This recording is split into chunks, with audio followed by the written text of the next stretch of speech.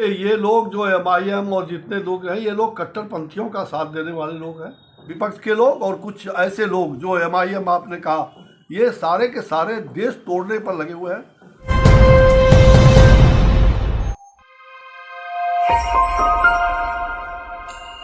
MIM ने यहाँ पर 4 विधायक भी सीमांचल में, क्या कहेंगे सर? देखिए, ये लोग जो MIM और जितने लोग हैं, ये लोग कट्टरपंथियों का साथ देने वाले लोग हैं। इनको कोई भारत से मतलब नहीं है, इनको देश से मतलब नहीं है। जहाँ जहाँ अभी बांग्लादेश में हो रहा है, उस पर क्यों बोल रहे हैं? बांग्लादेश में अल्पसंख्यक हिंदू है, उस पर आक्रमण हो रहा है, आज कोई बोलने वाला नहीं। कोई विरोधी दल, विपक्ष के दल, सारे लोग शांत हैं। कहाँ गए इन लोगों के मुंह, कहाँ चले गए? आज थोड़ा सा अगर मतलब कोई यहाँ पर अल्पसंख्यकों को अगर कहीं कन्फ्यूजन में भी कुछ हो जाता है, ये लोग अभी संभल में, मैं वहाँ का प्रभारी रहा हूँ संगठन का, क्या किया संभल में, कितना घृणित काम किया उत्तर प्रदेश में। मैं कल आ रहा हूँ मानदा से, उत्तर प्रदेश लखनऊ से। तो ये जो जिस प्रकार के हिंसात्मक वातावरण देश में तैयार हो रहा, इसमें विपक्ष पूरी तरह से कहा जाए वो नक्कार खाने में विपक्ष को चला जाना चाहिए। इनको कोई मतलब देश से नहीं है, इनको मतलब है केवल तुष्टीकरण की नीति।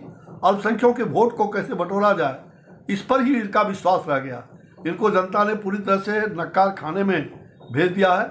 और ये कांग्रेस के लोग जिन्होंने पूरी तरह से देश को सत्यानाश करने का काम किया, इनके लिए संविधान, वो पूरी तरह से संविधान को इन्होंने बराबर तोड़ मरोड़ के संविधान को अलग थलग करने का काम किया। इनको किसी से कोई मतलब नहीं है, न तो अम्बेडकर जी से मतलब है, न डॉक्टर राजेंद्र प्रसाद से, न तो संविधान संघ से। ये संविधान चला रहे। संविधान को कितने बार इन्होंने बदला, उसके चित्र को बदल दिया। जहाँ राम राज्य की बात थी, जहाँ महाराणा प्रताप का था। तो मुझे लगता है कि इस प्रकार के लोग, विपक्ष के लोग और कुछ ऐसे लोग जो MIM आपने कहा, ये सारे के सारे देश तोड़ने पर लगे हुए हैं। देश तोड़क MIM के द्वारा न्यूज आ रहा, हिंदुओं पर आक्रमण होता है, सब चुप रह जाते हैं। पार्लियामेंट में एक शब्द नहीं इनका निकलता है, जबकि एक स्वर से।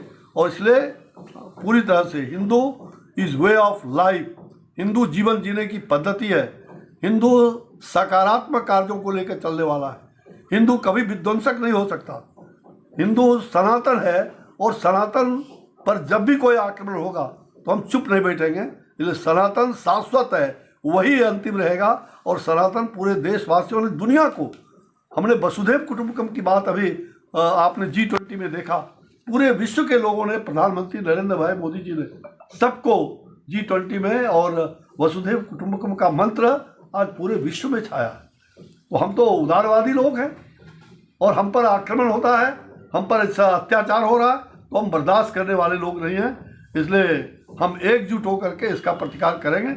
और बांग्लादेश में जो घृणित वातावरण हो रहा है कट्टरपंथियों के द्वारा, इस पर तो कठोर कार्रवाई करनी ही चाहिए संयुक्त राष्ट्र संघ को। इसमें कहीं दो मत नहीं कि सीमांचल के लोगों को जागरण करते हुए, और हर क्षेत्र में सीमांचल आगे रहा है, आगे रहेगा। सीमांचल बचेगा तो देश बचेगा। यहाँ की जनसंख्या, ये ठीक है कि हमें जनसंख्या को भी, समाज के अंदर सभी धर्मों को, हम तो सर्वधर्म संभाव की बात करने वाले लोग हैं। और जनसंख्या नियंत्रण सबके लिए आवश्यक है, ताकि हमारे पास जो भूभाग है, जो हमारे पास संपदा है, वो सबको हम तभी दे सकते हैं, परिवार को सुखी रख सकते हैं।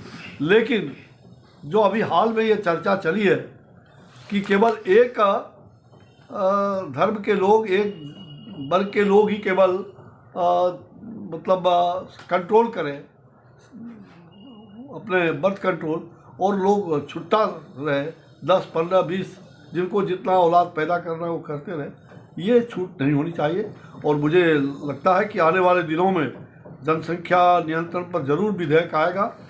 आने वाले दिनों में ये आवश्यक भी है, और उसमें सबके लिए आवश्यक है। और जहाँ तक मुझे लग रहा है कि हिंदू अल्पसंख्यक ना हो, हिंदुओं को भी जो बात आई है कि हम दो, हमारे दो, केवल इतना ही नहीं, हम 3 भी हो सकते हैं, 4 भी हो सकते हैं, तो उसका भी मुझे लग रहा है कि ध्यान रखने की आवश्यकता है कि हम अपने नियंत्रण में केवल कर दिया तो हमारी सचमुच में डेमोग्राफी जो देख रहा हूँ मैं, वो बहुत ही विचित्र है। इसलिए हमें अपने डेमोग्राफी को भी बिगाड़ना नहीं है, उसमें भी सुधार करना है, खास करके इन क्षेत्रों में। We are the dreamers, the achievers, and the leaders. Come, join us today.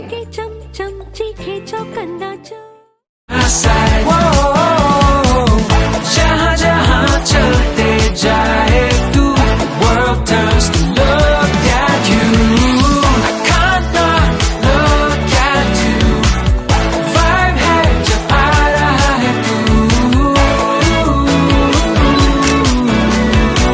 I can't not look at you. Vibe है. When you begin to outclass, the world wants you. The all-new Honda Amaze, here to outclass.